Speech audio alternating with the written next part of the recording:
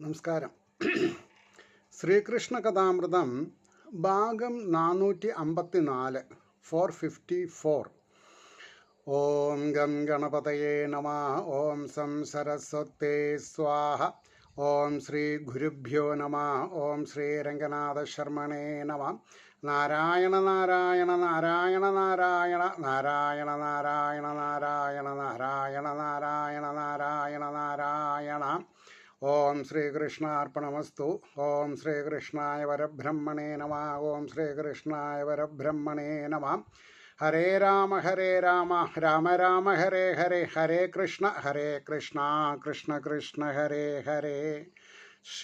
ശ്രീകൃഷ്ണ കഥാമൃതം ഭാഗം 454 207 സർഗ ഭഗവത് വരദാനം. അതിലെ 12ാമത്തെ ശ്ലോകമാണ് പറഞ്ഞു നിർത്തിയത്. എന്തായിരുന്നു? ആയുസ്, ആരോഗ്യം, സൗഭാഗ്യാദികൾ നിന്റെ വരം ആവുകിൽ കരസ്ഥമാം ശത്രുജയാദികൾ ഓതേണ്ടതില്ലിനി. വളരെ അസന്നിഗ്ധമായിട്ട് പറയാണ്. ആയുസ്, ആരോഗ്യ, സൗഭാഗ്യാദികൾ നിന്റെ വരം ആവുകിൽ കരസ്ഥമാം ശത്രുജയാദികൾ ഓതേണ്ടതില്ലിനി. ശത്രുക്കളെ ജയിക്കുക എന്നുള്ളത് അത്ര വലിയ കാര്യമൊന്നുമല്ല. കാരണം എന്താ?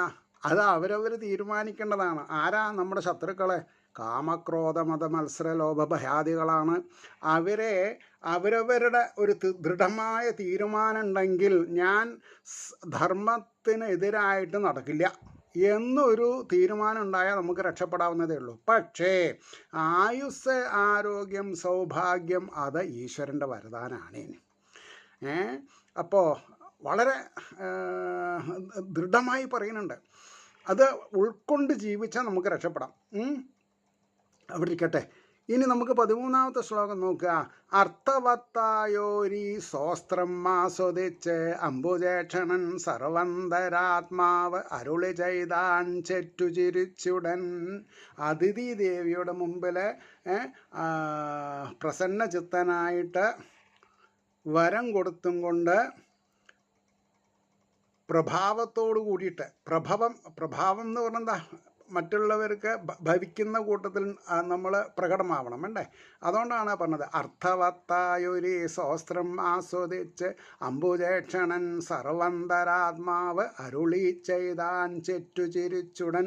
എല്ലാ ജീവജാലങ്ങളിലും അന്തര്യാമി രൂപേണ ഇരിക്കുന്ന ബാലാഗ്ര ശതഭാഗസ് വിസ്തരസ് ഏകോ ജീവ. ആ പ്രമാണം അതിന് എത്ര പ്രാവശ്യമാണ് വീണ്ടും വീണ്ടും എടുത്തെടുത്ത് പറഞ്ഞിട്ടുള്ളത് എന്നുള്ളതിന് കയ്യും കണക്കുമില്ല. എന്നിട്ടും സാധാരണക്കാർക്ക് അതിൽ മതി വരുന്നില്ല എന്ന് പറഞ്ഞാൽ മനസ്സ് പോണില്ല എന്നർത്ഥം. സ്വർഗത്തിൽ നിന്നു ദൈത്യന്മാരാട്ടിയോടിച്ച ദേവകൾ കുറേ നാളായി അലഞ്ഞിടുന്നതെല്ലാം ഇങ്ങറിഞ്ഞു ഞാൻ. ഭഗവാൻ പറയാണ്, ഞാൻ അറിയാതെ കൊണ്ടൊരു കാര്യം ഈ ലോകത്തിൽ നടക്കില്ല. അതുകൊണ്ട് സ്വർഗത്തിൽ നിന്ന് ദൈത്യന്മാരാട്ടിയോടിച്ച ദേവകൾ കുറേ നാളായി അലഞ്ഞിടുന്നതെല്ലാം ഇങ്ങ് അറിഞ്ഞു ഞാൻ. എന്നിട്ടോ ദുഷ്ടരാം അവരെ തോൽപ്പിച്ചതെല്ലാം വീണ്ടെടുത്തുടൻ പുത്രരോടൊത്തു സുഖമായ അമ്മയ്ക്കവിടെ വാഴണം. അല്ലേ? അതാണല്ലോ ആവശ്യം. തൻ്റെ മക്കളായിരിക്കുന്ന ദേവന്മാരെ ആസുരീയ പ്രവൃത്തികളെ കൊണ്ട് തോൽപ്പിക്കപ്പെട്ടിട്ടുണ്ട്. അവരെ തോൽപ്പിച്ചിട്ട് ഞാൻ അമ്മയുടെ മക്കൾക്ക് സ്വർഗം നേടിത്തരാം, അമരാവതി നേടിത്തരാം. ദുഷ്ടരാമവരെ തോൽപ്പിച്ച് എല്ലാം വീണ്ടെടുത്തുടൻ പുത്രരോടൊത്തു സുഖമായി അമ്മയ്ക്ക് അവിടെ വാഴണം. ഇന്ദ്രൻ മുമ്പാം മക്കൾ മൂലം അസുരന്മാർ നശിച്ച് ഇനി അവർ തൻ പത്നിമാർ മാഴുകുന്നതും അവരെ വിഷമിക്കുന്നത് കാണിച്ചു തരാൻ തന്നെയാണ് പറഞ്ഞത്, അല്ലേ? എന്താ അങ്ങനെ പറയാൻ കാരണം? അവർ ഈശ്വരാരാധന ചെയ്യണില്ല. ഈശ്വരാരാധന ചെയ്യണത് ദേവന്മാരാണ്. ദേവന്മാർ ജഗതീശ്വരനെ അങ്ങേറ്റം മാനിക്കുന്നുണ്ട്. ഈ കഥ വായിച്ച് നമ്മൾ എന്ത് ചെയ്യണം?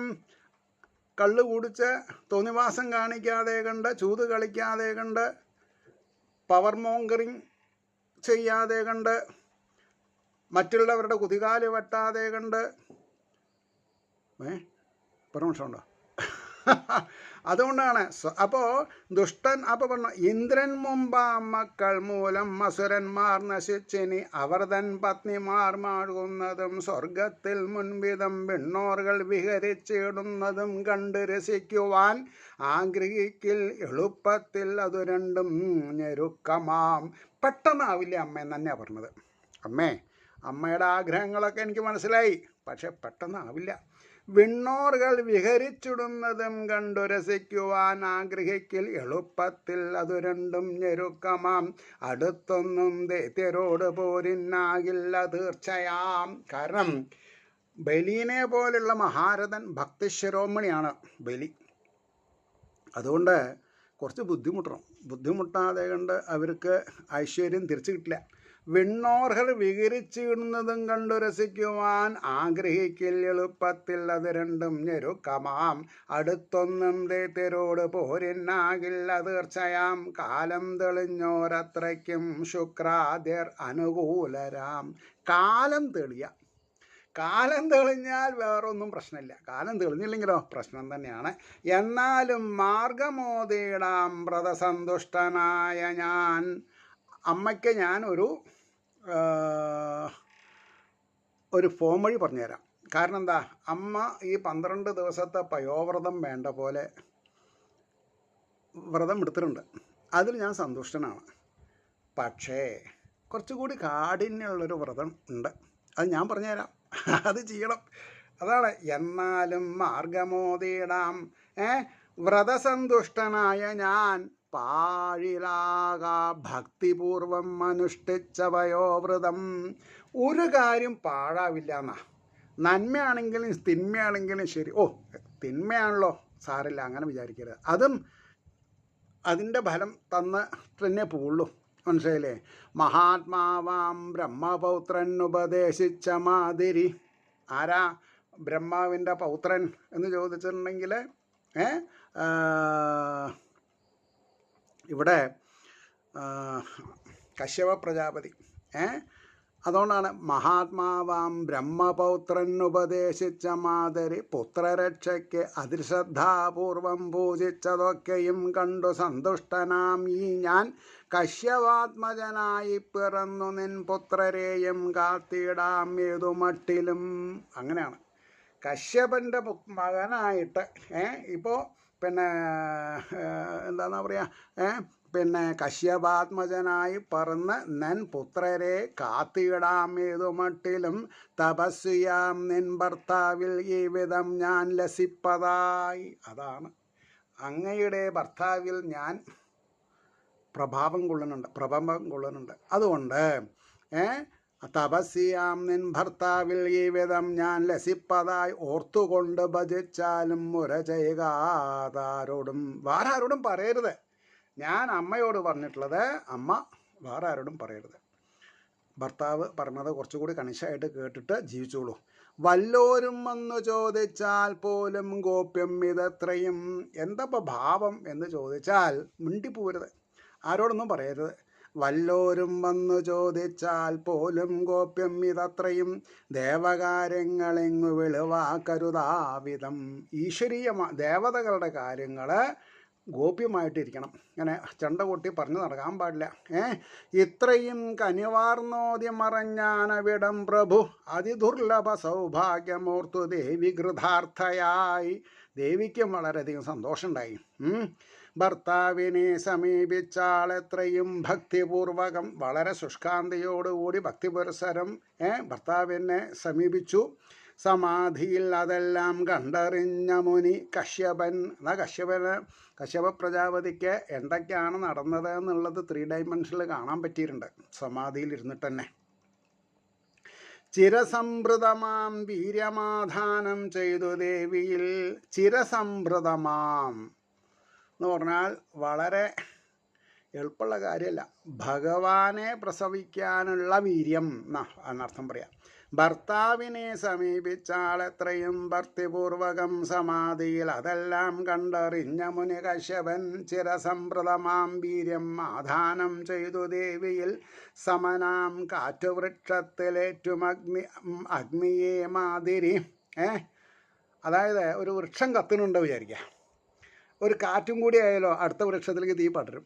അതേപോലെ എന്നർത്ഥം. വളരെ ഗംഭീരമായിട്ടുള്ളൊരു ഉപമയാണത്. അപ്പം ചിരസംഭൂതമായ മീരമാധാവനം ചെയ്തു ദേവിയിൽ എന്ന് പറഞ്ഞാൽ അഗ്നി തന്നെ അർത്ഥേ. സമനാം കാറ്റുവൃക്ഷത്തിലേറ്റുമം അഗ്നിയെ മാതിരി ആമട്ട് അതിഥി ഗർഭത്തിൽ ഈശ്വരൻ വിലസുന്നതായി അറിഞ്ഞു വാഴ്ത്തിനാൻ ഗുഹ്യനാമാവലികളാൽ അജൻ. അജൻ എന്ന് പറഞ്ഞാൽ ബ്രഹ്മാവ് എന്നർത്ഥം. എങ്ങനെയാ ബ്രഹ്മാവ് ഭഗവാനെ സ്തുതിച്ചത്? ആമട്ട് അതിഥി ഗർഭത്തിൽ ഈശ്വരൻ വിലസുന്നതായി അറിഞ്ഞ വാഴ്ത്തിനാൻ ഗുഹ്യനാമാവലികളാൽ അജന്ന. ഈ സഹസ്രനാമൊക്കെ ഗുഹ്യം ഗുഹ്യം ഗുഹ്യതരം എന്നൊക്കെ പറയാൻ കാരണം എന്താ? അങ്ങനെ എടുത്തോ പിടിച്ചോ എന്നുകൊണ്ട് അർത്ഥം മനസ്സിലാവില്ല. ആ അർത്ഥം ഗുരുപദേശമായിട്ട് പിന്നെ പഠിക്കുന്ന വേണം. അപ്പോൾ ആ സഹസ്രനാമത്തിലെ ഓരോന്നിൻ്റെയും ഭാവാർത്ഥം മനസ്സിലാവണം. വ്യംഗ്യാർത്ഥം ലക്ഷണാർത്ഥം ഒക്കെ ഉണ്ട്, അതൊക്കെ മനസ്സിലാവണം. അപ്പോൾ നാമാവലികളാൽ അജൻ ഉരുകായ മഹാദേവ പൃഥുവിക്രമ കൈതൊഴാം ജയ ഹേ ജഗദാധാര ജലാജയതലോചന. ഓ മൈ ഗുഡ്നസ്, എന്തൊക്കെ പര്യായങ്ങളാണ്! പൃഥുവിക്രമ, പൃഥു ഭഗവാന്റെ ഒരു അംശാവതാരാണ്.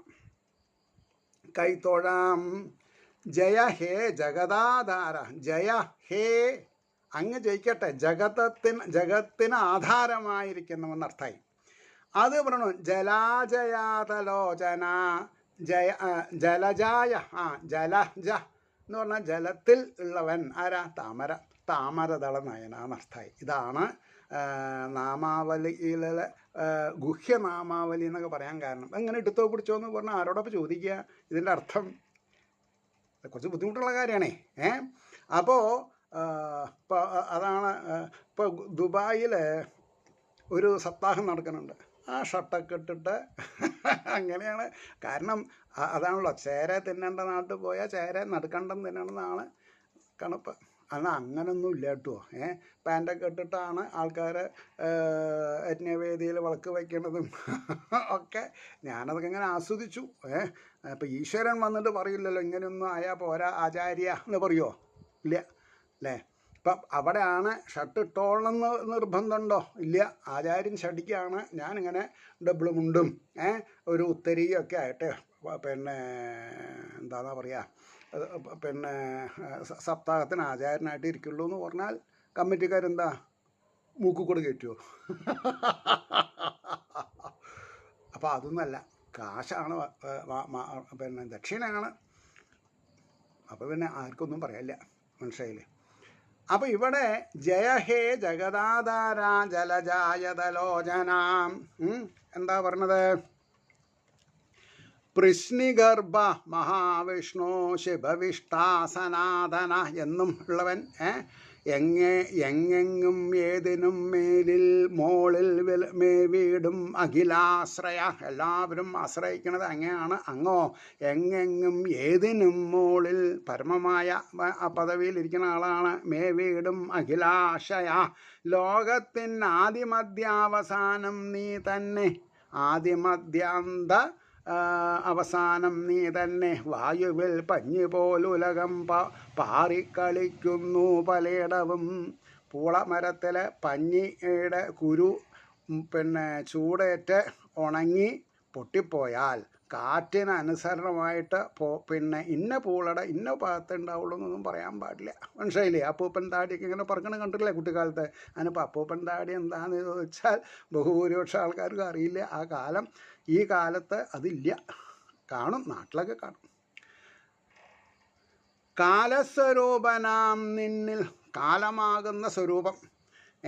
അതാണ് കാലസ്വരൂപനാം നിന്നിൽ അചിന്യ ആശ്ചര്യ വൈഭവ നമസ്കാരം നിർവികാര ലീലാചരിതമോഹന. അങ്ങ് ലീലകളാൽ ചരിതമോഹന, ലീലാചരിതമോഹന, ലീലയാളാണങ്ങ്. അവതാരമാകുന്ന ലീലകൾ പലതുണ്ട്.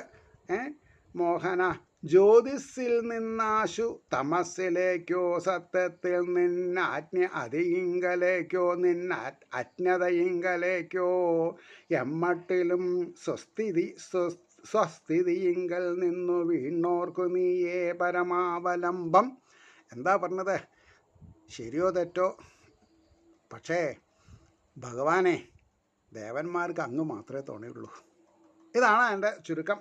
ജ്യോതിസിൽ നിന്ന് തമസ്സിലേക്കോ, തമസ്സെന്ന് പറഞ്ഞാൽ തമോ ഗുണത്തിലേക്കോ, സത്യത്തിൽ നിന്ന് അജ്ഞതയിലേക്കോ, സത്യത്തിൽ നിന്ന് അജ്ഞതയിലേക്കോ, എമ്മട്ടിലും സ്വസ്ഥിതിയിങ്കൽ നിന്ന് വിണ്ണോർക്ക് നീയേ പരമാവലംബം. ഇത് ശ്രീകൃഷ്ണ കഥാമൃതേ കലികൽമഷനാശിനി വിഭൂതി കാണ്ഡേ സപ്താധികദ്വിശതതമസർഗ എന്ന് പറഞ്ഞിട്ടാണ് 207 സർഗം കഴിഞ്ഞു. ഇനി 208 സർഗം വാമനാവതാരം ബലിയാഗശാലാഗമനം. വാമനാവതാരം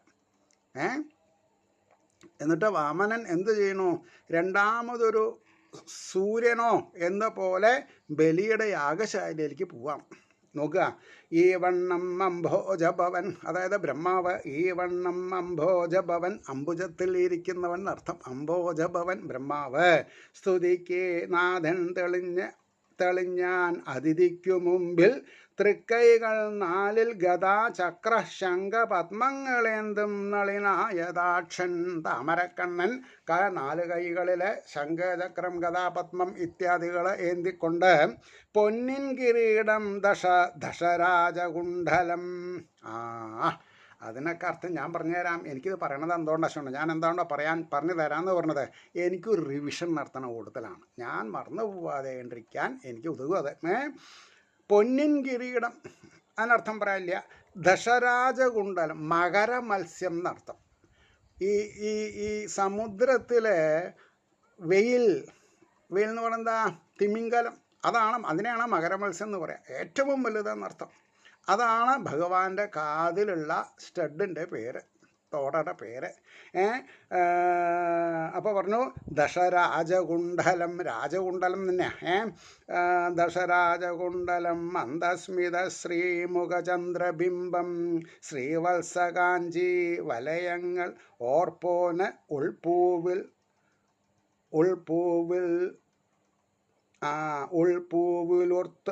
ഉൾപൂവിലർത്തും മൃദുപാദപത്മം. ഉൾപൂവിൽ ഓർക്കുക. ഉൾപൂവിലോർത്തും മൃദുപാദപത്മം തിളങ്ങിടും കസ്തുഭരത്നകാന്തി വായ്പാൽ. തിളങ്ങിടും കസ്തുഭരത്നകാന്തി വായ്പാൽ പ്രജേശാശ്രമമാകമാനം. എല്ലാം ഒരു പ്രഭാവലയാണ്. അതാണ് വായ്പാൽ പ്രജേശാശ്രമമാകമാനം. പ്രജകളുടെ ഈശനാണല്ലോ അദ്ദേഹം. അപ്പോൾ അദ്ദേഹത്തിൻ്റെ ശരീരം മുഴുവൻ, വിരാട് സ്വരൂപം മുഴുവൻ പ്രപിണ്ടേനും ആകമാനം ദിവ്യപ്രകാശത്തിൽ നിമഗ്നമാക്കി വിശ്വം ഭരിപ്പോനവതീർണനായാൻ വാമനനായിട്ട് അവതാരം ചെയ്യാണ്. വിശ്വംഭരിപ്പോനവതീർണനായാൻ തെളിഞ്ഞു ദിക്കാകെ നദീജലങ്ങൾ ജനങ്ങളും ഭൂമിയുമല്ല വാനും ആകാശവും തെളിഞ്ഞു. ദ്വിജാതി വിണ്ണോർ വനപർവ്വതങ്ങൾ, ദ്വിജന്മാരെ, ബ്രാഹ്മണരെ, ദേവന്മാരെ, കാട്ടിലുള്ളവരെ, പർവ്വതങ്ങളെ, പശുക്കളോടൊപ്പം ഋതുക്കളാറും പശുക്കളോടൊപ്പം. ഋതുക്കൾ 12 ഈ 2 മാസമാകുന്ന 6 ഋതുക്കൾ. അപ്പോൾ 12 മാസം ഒരു സംവത്സരം. ശുക്ലദ്വാദശി ചിങ്ങത്തിലോണം നാളകിലേശ്വരൻ. ചിങ്ങമാസത്തിലെ ശുക്ലദ്വാദശി അന്നാണ് ഈ വാമനാവതാരം. ശുക്ലദ്വാദശി ചിങ്ങത്തിലോണം നാളിൽ അഖിലേശ്വരൻ പിറന്നാൻ. ഗ്രഹധാരാതി വേണ്ടേടം വിലസീടവേ. അതായത് നവഗ്രഹങ്ങളിലെ പല ശുഭഗ്രഹങ്ങളും ഒന്നായി നിന്നുകൊണ്ട് വാമനാവതാരത്തിന് വേണ്ട പോഷണം നടത്തിയെന്ന് പറയുന്നു. ഉച്ചയ്ക്ക് അന്നിനത്തിയുടെ ഉച്ചയ്ക്ക് ഇനനെത്തിയുടെ, അതായത് നട്ടുച്ച സമയം എന്നർത്ഥം. ഉച്ചയ്ക്ക് ഇനനെത്തിയുടെ അഭിജിത്ത് മുഹൂർത്തം തിരുവോണം കഴിഞ്ഞിട്ടുള്ള ഒരു ഏതാനും സെക്കൻഡുകൾ. അഭിജിത് മുഹൂർത്തം അഭിജിത്താം മുഹൂർത്തമാം അന്നാളാം വിജയദ്വാദശി എന്നു പുകഴും ദിനം. വിജയദ്വാദശി എന്തു ദ്വാദശിയാണ്? വിജയദ്വാദശി. അതാണ് അന്നാൾ വിജയദ്വാദശി എന്നു പുകഴും ദിനം. ശംഖം മൃദംഗം പടഹം മുമ്പായ പല വാദ്യവും. ദേവലോകത്തുള്ള വിശേഷപ്പെട്ട വാദ്യങ്ങളൊക്കെ സ്വയം ഘോഷിക്കാൻ തുടങ്ങി. ശംഖ മൃദംഗം പടഹം മുമ്പായ പല വാദ്യവും മുഴങ്ങി. മഞ്ഞിൽ എന്നല്ല വിണ്ണിലും ശുഭസൂചകം. ഭൂമിയിൽ മാത്രമല്ല ദേവലോകത്തേക്കും ശുഭസൂചകമായി കൊണ്ട് പാടിത്തുടങ്ങി ഗന്ധർവർ. ആടിനാർ അപ്സരസ്സുകൾ വാഴ്ത്തി മനുക്കൾ മുനികൾ വിണ്ണോർ അല്ല പിതൃക്കളും എല്ലാവരും നടത്തായി. സിദ്ധചാരണ വിദ്യാധരാധ്യരാം സർവപേർകളും. സിദ്ധന്മാരെ, ചാരണന്മാരെ, ഉരകന്മാരെ, വിദ്യാധരാധ്യരാം സർവപേർകളും കശ്യപാശ്രമം അങ്ങെങ്ങും പുഷ്പവൃഷ്ടികൾ ചെയ്യുകയായി. എല്ലാവരുടെയും ശ്രദ്ധ പിന്നെ കശ്യപ പ്രജാപതിയുടെ ആശ്രമത്തിൽ പുഷ്പവൃഷ്ടി ചെയ്തുകൊണ്ടിരിക്കണമെന്ന് പറഞ്ഞു. 1-2 കഥകൾ എനിക്കും കിട്ടി. അതാണ് ഞാൻ നിങ്ങൾക്ക് തരുന്നത്. സ്വീകരിക്കുക. അതുകൊണ്ട് സർവേശ്വരൻ പുത്രനായി കണ്ടളവില്ലാതെ ദേവിയാൾ. ഈ ശംഖചക്രകഥാധാരിയായിട്ട് അല്ലേ വാമനനായിട്ട് ഉപേന്ദ്രൻ എന്നുള്ള പേരോടുകൂടി തൻ്റെ മകനായിട്ട് പിറന്നു അതിഥിക്ക്. സർവേശ്വരൻ പുത്രനായി കണ്ടളവില്ലാതെ ദേവിയാൾ ആനന്ദിച്ചാൾ. വെൽക വെൽക എന്നരുളിപ്പോയി കശ്യപൻ. ജയിക്ക അങ്ങേക്ക് ജയം, അങ്ങേക്ക് ജയം. പുത്രന് ജയമോതുക ഒരച്ഛൻ്റെ കടമയാണ്. അച്ഛൻ ചെയ്യുന്നുണ്ട്, പക്ഷെ മകൻ മനസ്സിലാക്കണില്ല. അങ്ങനെയൊക്കെ പറയാം. ഞാനതിൽ വളരെ അനുഗ്രഹീതനാണ്. ആദ്യമൊക്കെ എൻ്റെ ആൾക്കാർ എന്നെ ശപിച്ചിരുന്നു. പക്ഷേ അവസാനം ഗോളടിച്ചു. അങ്ങനെയുണ്ടത് ഈശ്വരാനുഗ്രഹം. അതാണ് സർവേശ്വരൻ പുത്രനായ കണ്ടളവില്ലാതെ ദേവിയാൽ ആനന്ദിച്ചാൽ വെൽക വെൽക എന്നരുളി പോയി കശ്യപൻ. ദിവ്യായുധങ്ങളും മറ്റും ആർന്നൊരാ ഭഗവാൻ ഉടൻ തങ്ങൾ നോക്കിയിടവ തന്നെ ഒരു വിപ്രകുമാരനായി. അല്ലേ?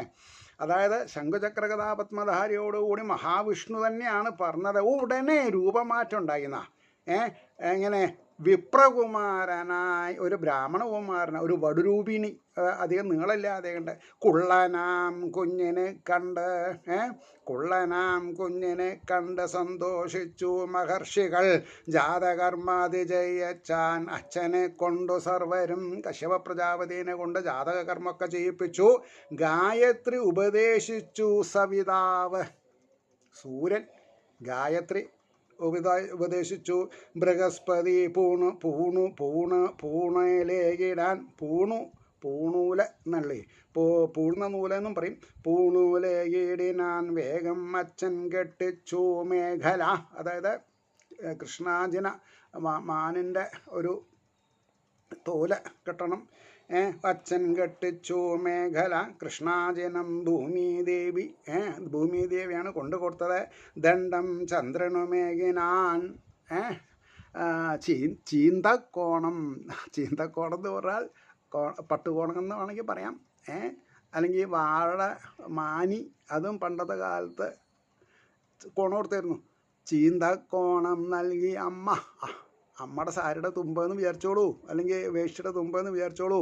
ചീന്തക്കോണം നൽകി അമ്മ കൂടെ ഒന്ന് അന്തരീക്ഷവും. അതാണ് ദിഗംബരൻ എന്ന് പറയും. അർത്ഥമൊക്കെ എൻ്റെ ഗുരുനാഥൻ എന്നെ പറഞ്ഞു. ദിഗംബരൻ എന്ന് പറഞ്ഞാൽ ദിക്കുകളെ അമ്പരമാക്കിയെന്നൊക്കെ അർത്ഥം പറയാം. നൽകിയമ്മ കൂടെ ഒന്ന് അന്തരീക്ഷവും. ഉണ്ണിക്കൈയിൽ വശിഷ്ഠാതിരേകിനാർ വേണ്ട ദർഭയും. ചെറിയ കുട്ടിയല്ലേ. അപ്പോൾ ആ ഉണ്ണിയുടെ കയ്യിൽ വസിഷ്ഠരെ കുറച്ച് ദർഭപ്പുല്ല് കൈ കൊടുത്തു. നാൻമുഖൻ ചമത കിണ്ടി ജപമാല ചരസ്. ചമത കിണ്ടിയതല്ല കേട്ടോ. അപ്പോൾ പറഞ്ഞു നാൻമുഖൻ ചമത ബ്രഹ്മാവ് കൊടുത്തു. കിണ്ടി ജപമാല സരസ്വതി, അത് രണ്ടും സരസ്വതി ദേവി കൊടുത്തു. നൽകി വൈശ്രവണൻ ഭിക്ഷാപാത്രം എന്ന് പറഞ്ഞാൽ അതിൽ പിന്നെ ഒരു മോശം വരില്ല എന്നർത്ഥം. വൈശ്രവണൻ ഈ ലോകത്തിൻ്റെ ധനാഢ്യനാണ് അദ്ദേഹം അല്ലേ. അപ്പോൾ നൽകി വൈശ്രവണൻ ഭിക്ഷാപാത്രം പാർവതി ഭിക്ഷയും. അതിൽ ആദ്യത്തെ ഭിക്ഷാരാട്ടത് പാർവതി ദേവി അന്നപൂർണേശ്വരി അമ്മേ മഹാമായേ. ഈ മട്ടിൽ ആ ബ്രഹ്മചാരി ഉണ്ണി സർവസമാധൃതൻ, എല്ലാവരാലും സമാധൃതൻ, ആദരിക്കപ്പെട്ടു എന്നാ, എല്ലാവരാലും ആദരിക്കപ്പെട്ടു. ബ്രഹ്മർഷിമാരെ വരും വന്നരികിൽ തന്നെ നിൽക്കയാം. ബ്രഹ്മർഷിമാർ അരികിൽ നിന്ന് പോണില്ല, ഇത് വീണ് കിട്ടിയൊരു സന്ദർഭമല്ലേ. ബ്രഹ്മർഷിമാരെ വരും വന്നരികിൽ തന്നെ നിൽക്കയാം. പ്ലാഗി പരിസ്തരിച്ചർച്ചിച്ചു ജ്വലിപ്പിച്ചു വന്യേ. പ്ലാവിൻ്റെ അംശങ്ങളെ കൊണ്ട് പ്ലാഗി പരിസ്തരിച്ച് അർച്ചിച്ചു ഉജ്ജ്വലിപ്പിച്ചു വന്യയെ വീണ്ടും ചമത ഹോമിച്ചു വലം വെച്ചു. വടൂത്തമൻ, വടുക്കളിൽ ഉത്തമൻ എന്നർത്ഥം, കുള്ളന്മാരിൽ കേമൻ എന്നർത്ഥം. ശുക്രാചാര്യർ യജിപ്പിക്കും ബലിയെ ചെന്നു കാണുവാൻ പുറപ്പെട്ടാൻ മുനീന്ദ്രന്മാരുടെ കൂടെ മനോഹരൻ. ആ വടുരൂപിണീനെ കാണുക എന്ന് പറഞ്ഞാൽ തന്നെ മനസ്സിന് ഹരാണ്. ആ മനോഹരൻ എന്നുള്ള വാക്ക് ശ്രദ്ധിക്കണം. മനോഹരൻ, മനസ്സിന് ഹരം. അപ്പോൾ ഇപ്പോൾ ഇവിടുന്ന് എല്ലാ ദേവന്മാരും ഇദ്ദേഹത്തിനെ സജ്ജീകരിച്ച് യാത്രയാക്കി. ശുക്രാചാര്യർ യജിപ്പിക്കുന്ന ബലിയെ ചെന്നു കാണുവാൻ പുറപ്പെട്ടാൻ മുനീന്ദ്രന്മാരുടെ കൂടെ മനോഹരൻ. എന്നാലുള്ളിൽ കൃപ ഐശ്വര്യാദികളൊട്ടേറെ വായ്ക്കയാൽ ഓരോരോ കൊച്ചുകാൽ വെപ്പും മുട്ടു താഴ്ത്തുന്നു ഭൂതലം. അയ്യോ കൃഷ്ണ, ആള് വടുവാണെങ്കിലും അദ്ദേഹം ആരാ? മഹാവിഷ്ണു. അപ്പോൾ മഹാവിഷ്ണുവിൻ്റെ ഭാര്യയാണ് ഭൂമിദേവി. എന്നാലും ആ കൊച്ചു കൊച്ചു പദങ്ങൾ വയ്ക്കുമ്പോൾ തന്നെ ഭൂമി താഴാൻ തുടങ്ങിയെന്ന് പറയുമ്പോൾ ഭഗവാന്റെ വെയിറ്റ് എന്താണെന്ന് മനസ്സിലാക്കുക. ഞാൻ കണ്ണൊന്ന് ചിമ്മിയാൽ ഞാൻ ആനന്ദ കണ്ണീർ വിടും. ഞാൻ അങ്ങനെ ഇരിക്കണത്. ഇതൊക്കെ ഇങ്ങനെ പറയാൻ സാധിപ്പിക്കണല്ലോ, ഭഗവാൻ പറയിപ്പിക്കുന്നുണ്ടല്ലോ എന്നുള്ളത് ഒരു സന്തോഷം, അല്ലാണ്ടൊന്നുമല്ല. അതുകൊണ്ടാണ് അപ്പോൾ പറഞ്ഞു ഓരോരോ അപ്പം നമ്മളവിടെ ഉണ്ട്, അതിലൊരു മൺതരിയായിട്ട് നമ്മളുണ്ട്. ഭഗവാന്റെ പാദപ്രക്ഷാളനം ആ പാദങ്ങൾ കൊച്ചു കൊച്ചു സ്റ്റെപ്പുകൾ ഇങ്ങനെ വെക്കുമ്പോൾ അതിൻ്റെ അടിയിലൊരു മൺതരിയായിട്ട് നമ്മളുണ്ട് എന്നത് വിചാരിച്ചൂടെ? അതല്ലേ ആ വിഷയം.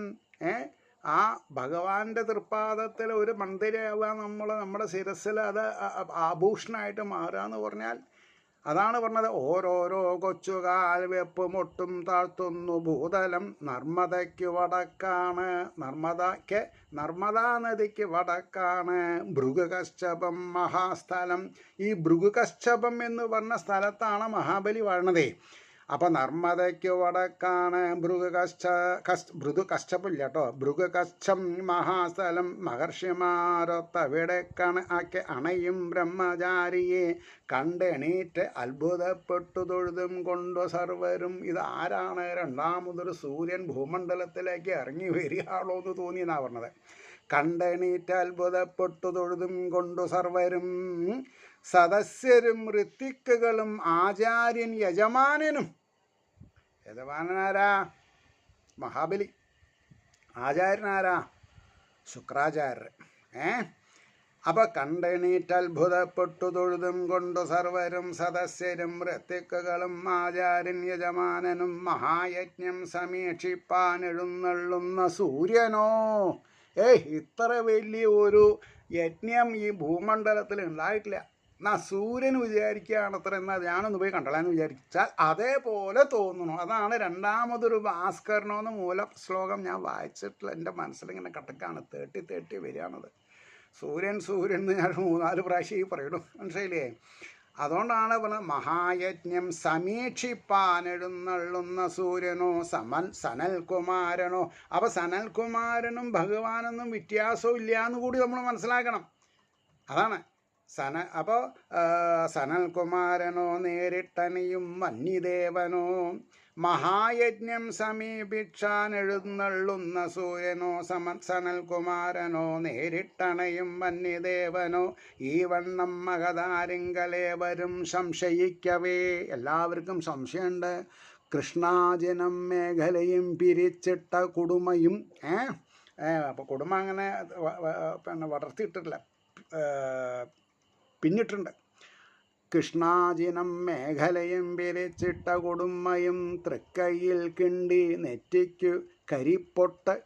കരിപ്പൊട്ട് എന്ന് പറഞ്ഞെന്താ,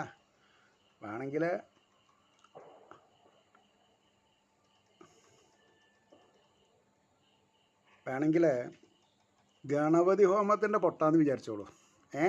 അതാണ്. അപ്പോൾ കരിപ്പൊട്ട്, വിഭൂതിയും, ബ്രാഹ്മണര് വിഭൂതി ഭസ്മം വേണം. വിഭൂതിയും കുടയും ദണ്ടുമായി വന്ന മായാവാമനമൂർത്തിയെ. ആ വാക്കൊരു ഒന്നൊന്നര വാക്കാണ്, മായാവാമനമൂർത്തിയെ. ഭൃഗുക്കൾ അഗ്നികളും ഒത്തരിതിരേറ്റു സശിഷ്യരായി ഭൃഗു മഹർഷി ശുക്രാചാര്യരോടുകൂടി തൻ്റെ ശിഷ്യന്മാരോടുകൂടി തീയെ, അതായത് വളക്ക് കാണിച്ച് അങ്ങനെ വിചാരിച്ചാൽ മതി. പിന്നെ ഭൃഗുക്കൾ അഗ്നികളും ഒത്ത് എതിരേറ്റു സശിഷ്യരായി ആനന്ദമാർന്ന യജ്ഞാവസാന വേളയിലേവരും. യജ്ഞം അവസാനിക്കാൻ പോവാണ്. അപ്പോൾ അതിൻ്റെ മുമ്പേ 3 അടി മണ്ണ് ചോദിച്ച് വാങ്ങണം അല്ലേ? അപ്പോൾ ആനന്ദമാർന്ന യജ്ഞാവസാന വേളയിലേവരും പ്രിയദർശനാം ഉണ്ണിക്കുടനേകി വരാസനം. പ്രിയദർശൻ കാണാൻ പ്രിയമുള്ളവൻ എന്നർത്ഥം അല്ലേ? ദർശനം പ്രിയമായിട്ടുള്ളവൻ. ഭഗവാനെ ദർശിക്കുക എത്ര ആർക്ക് ദർശിക്കപ്പെടുന്നവനാണ് പ്രിയം. അതാണ് എൻ്റെ താല്പര്യം. പ്രിയദർശനാമുണ്ണിക്ക് ഉടൻ ഏകി വരാസനം, വലിയൊരു സിംഹാസനം. സ്വാഗതം ചൊല്ലി അഭിനന്ദിച്ചുതൻ തൃപ്പദാംബുജം യോഗീന്ദ്ര ദുർലഭം മെല്ലെ കഴുകിച്ചു മഹാബലി ആ ഉണ്ണിയുടെ തിരുപാദപത്മങ്ങളെ എന്താണെന്ന് പറയുക, കഴുകിച്ച് ആ പുണ്യതീർത്ഥം കുറച്ച് കുടിച്ചു. തൻ്റെ മൗലിയിൽ ആ രത്നഗിരിയുടെയൊക്കെ ഇങ്ങനെ മാറ്റി തൻ്റെ ശിരസ്സിൽ ഇങ്ങനെ പ്രോഷിച്ചു. ഒരു തുള്ളി നമുക്കും കിട്ടി. അങ്ങനെയാണ്. യോഗീന്ദ്ര ദുർലഭം മെല്ലെ കഴുകിച്ചു മഹാബലി. അതെ, അപ്പോൾ സ്വാഗതം ചൊല്ലി അഭിനന്ദിച്ചു തൻ തൃപ്പദാംബുജം യോഗീന്ദ്ര ദുർലഭം മെല്ലെ കഴുകിച്ചു മഹാബലി. ശ്രീ ശങ്കരൻ ചന്ദ്രമൗലി ശിവൻ മൂർധാവിലെപ്പോഴും പരമശിവന്റെ മൂർധാവിലെ ജടാമകുടത്തിലെ ഗംഗന്യാണതേ. വിഷ്ണുപദത്തിൽ നിന്ന് ഉത്ഭവിച്ചിട്ടുള്ളതാ. അതാണ് ഇവിടെ ഇദ്ദേഹം സ്വീകരിച്ചത്. ശ്രീ ശങ്കരൻ ചന്ദ്രമൗലി, ചന്ദ്രകല കീറി ചൂടിയിട്ടുള്ള ശിവൻ മൂർധാവിലെപ്പോഴും ധരിക്കും ആ പുണ്യതീർത്ഥം സ്പർശിച്ച് ഈ വണ്ണം മോദിനാൻ നമസ്കരിപ്പേൻ അവിടേക്കെന്തോ ചെയ്യേണ്ടതൊന്നിവൻ. ഞാൻ എന്താ അങ്ങക്ക് ചെയ്യേണ്ടത് എന്ന് ചോദിച്ചു. ആ ചോദ്യത്തിനൊന്നും നമുക്ക് ഉത്തരം പറയാൻ പറ്റില്ല. ഒരു തുള്ളി ആനന്ദ കണ്ണീര് വിടാം, അത്രയേ ഉള്ളൂ. ഏവർക്കും ശ്രീഹരിയുടെ അനുഗ്രഹാശിസുകൾ നിർലോഭമുണ്ടാവട്ടെ എന്ന് വീണ്ടും വീണ്ടും പ്രാർത്ഥിച്ചുകൊണ്ട് വാക്കുകൾ ചേർക്കുന്നു. നമസ്കാരം. നാളെ